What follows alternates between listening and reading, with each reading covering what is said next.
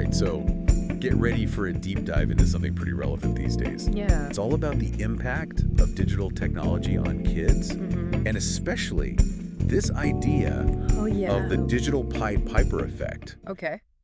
That's straight from Sivani Saravanamuttu's book. Right. And, it's like that old story, right? Yeah. The Pied Piper lures all the children away with his music. Well, now it's like our gadgets are the Pied Piper. You know what I mean? I see what you mean. Yeah. So it really makes you wonder, are we like accidentally creating a whole generation that's like totally hooked on screens? That's a really powerful analogy. Yeah. It really gets you thinking, right? Yeah. And Saravanamuttu really dives into this whole concept of digital natives. Oh, right. Like, everyone born after 1995. Okay. They've grown up with this technology, like completely immersed in it. Right. To them, smartphones and the internet are like essential. Totally. It's like oxygen. You just can't imagine life without it. Like part of the... Totally. And it's so different from digital immigrants. Right. Like us most adults. Exactly. We see technology more as a tool or even like a luxury. A luxury, yeah. A fun thing to have. But for them, it's different. Oh, totally different. Like a whole other world view. And that's what leads to some of these like kind of alarming trends. Yeah, for sure. She talks about the World Health Organization, right? Right. They're warning about all the health risks from too much screen time. Oh, yeah. Big time. Things like obesity and eye strain. And sleep deprivation, yeah. And then she throws out this statistic, like some kids are spending up to 19 hours online in a row. 19 hours. Wow. That's almost a whole day. Yeah, it's crazy. It makes you think, like, what are they missing out on, in the real world? Right. And it's not just about how much time they're online. It's what they're doing with that time, like the quality of it. Right. And she breaks it down into these 4 signs of what she calls gadget addiction. Okay. She calls them the 4 C's. So break it down for us. What are we looking for? What are the 4 C's? Okay, so the first C is, like, craving. It's that, like, constant urge to be connected, right? You're checking your phone every few minutes. Oh, I know people like that. Yeah. Oh, yeah, we all do, right? And then there's control. Control. Well, actually, it's more like a lack of control. Oh, but You should put the phone down. you know it in your head. Yeah. But you just can't. It's like you can't help it. It has a hold on you. Yeah, exactly. And then comes compulsion. Compulsion. Yeah, that feeling that you just have to be online, Mm-hmm. even if you have to ignore other stuff, like important things. Like work or family or... Yeah, all of that. Yeah. And lastly, there's consequences. Consequences. Like... And this one is, well, it's like you just disregard all the negative stuff that's happening because of all the time online. Like the sleep deprivation. Yeah, the arguments with your family and your grades going down, All because of that pull of the digital world. It's almost like you're under a spell, right? Yeah, exactly. You can't resist it. But it's not all bad, right? No, not at all. Like there's got to be some good things about technology too. Oh, absolutely. We can't forget about all the benefits, Yeah. especially for young people, It's amazing the access to information they have, Right. the learning opportunities. Yeah. And they can connect with people all over the world. Yeah, the whole world is open to them. Exactly. I mean, we see young people doing incredible things online, Right. building businesses, Yeah. creating art. Connecting with communities. It's really amazing. So it's powerful, but it's a double-edged sword. It is. It really is. Like with anything, the key is balance. Yeah, finding that balance. And that leads to another point Saravanamuttu makes Okay. about how we're supposed to educate these digital natives. Like, how do you teach them in this rapidly changing world? Oh, that's a tough one. She calls it the blind leading the blind, which Oh, I love that. like even the educators are trying to catch up. Totally. It's like they're trying to teach someone to drive, but they've never been behind the wheel themselves. Right. They don't know the rules of the road. Exactly. And that's what she's saying. Yeah. Schools need to adapt, like big time. Yeah. Their teaching methods, the curricula, all of it. They've got to get up to speed, right? They do, because the world's changing fast, and we have to keep up. Okay, so if traditional education is having trouble keeping up, what does that mean for the future? Right. Like, what skills are these kids going to need Yeah, what are the skills for the future? to really thrive in this digital world? That's where things get really interesting. Okay, I'm intrigued. Saravanamuttu says we need to look beyond the basics. Beyond, like, reading, writing, arithmetic? Exactly. Those traditional academic skills. Okay, so what she's suggesting instead?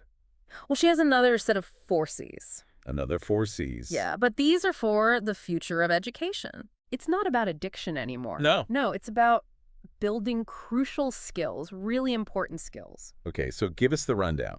All right, so we're talking about creativity, collaboration, critical thinking, and communication. The 4 Cs of the future. Exactly. It's not just about knowing stuff anymore. It's about how you use that knowledge. Right, like you might know the math, Mm-hmm. but can you use it to make something new, like a painting? Or design a building. Or compose a song. Right. It's about expanding how we think about education. I like that. It's not just the what, but the how. Exactly. And, in all of this, parents have a big role to play, too. Oh, for sure. Like guiding their kids through this whole digital landscape. Right, because it can be confusing for everyone. It really can. So what does she say about the parents' role? Well, she really emphasizes how important it is for parents to be involved, to guide their kids, Okay. And she even tells these stories about how different cultures handle this. Oh, interesting. Like, she mentions the Zoroastrian priests. Okay. And when you enter a fire temple, Yeah. they say you have to turn off your phone. Really? Yeah, to connect with a higher power. Wow, that's pretty powerful. It is, right. Like acknowledging the sacredness of being present, Right.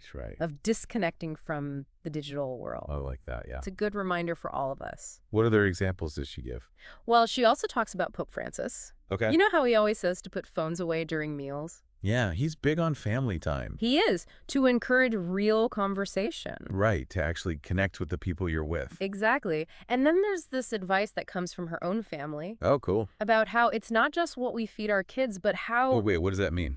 So it's not enough to just grow the food, right? Yeah. You have to make it appealing. Okay. Think about how you serve it. Right. Make it a shared experience. It's about being mindful and present in those everyday moments and not letting technology take over, So it's about connection, about being there. Yeah, exactly. Connection, presence, mindfulness. Not letting the digital world distract us from real life. That's it, yeah.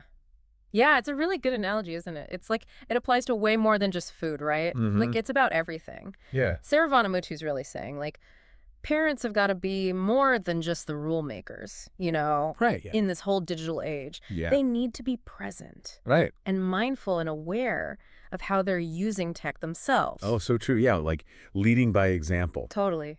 Creating that healthy digital culture at home.